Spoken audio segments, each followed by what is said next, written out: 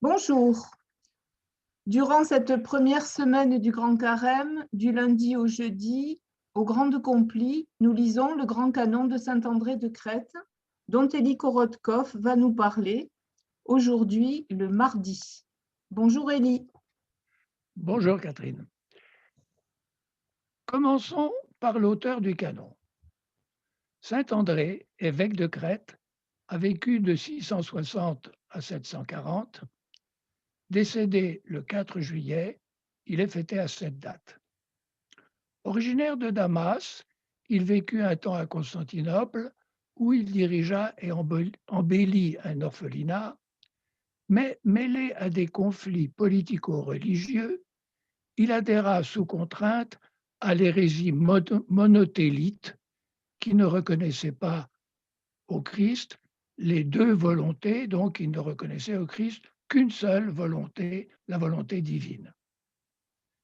Très vite, il se rétracta, et c'est sans doute à cette occasion qu'il écrivit le canon pénitentiel. Élu évêque de Crète, il défendit son peuple contre l'invasion des Arabes, mais finalement mourut à Constantinople, où il s'était rendu pour la défense des saintes icônes. Revenons maintenant aux références bibliques du canon. J'ai surpassé le meurtre de Caïn, devenu meurtrier de ma conscience par un choix volontaire, en vivifiant la chair et en faisant la guerre contre l'âme par mes œuvres mauvaises. S'il s'agit bien du déroulement de l'histoire biblique, il s'agit encore plus du monde intérieur de celui qui chante le grand canon. Être devenu le meurtrier de ma conscience est une expression très forte qui évoque la façon dont nous pouvons nous cacher délibérément nos transgressions. Tu as imité Cham, ce parricide, ô mon âme, tu n'as point couvert en reculant la honte du prochain.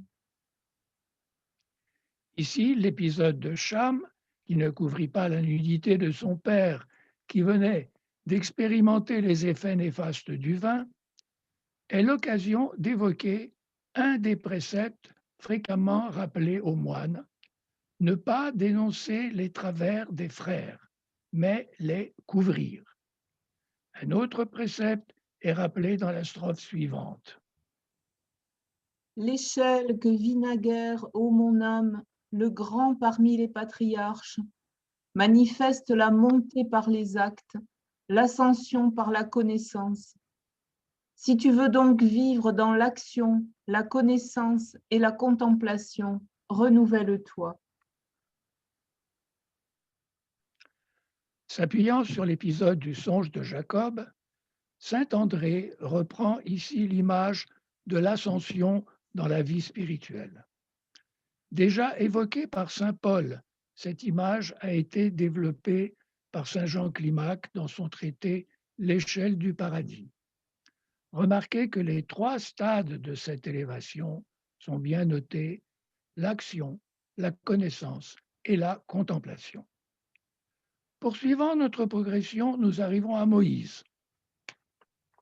Tu as entendu, ô mon âme, le récit sur la corbeille de Moïse, qui jadis fut porté par les eaux et les flots du fleuve, comme dans une arche, échappant à l'entreprise amère du conseil du Pharaon.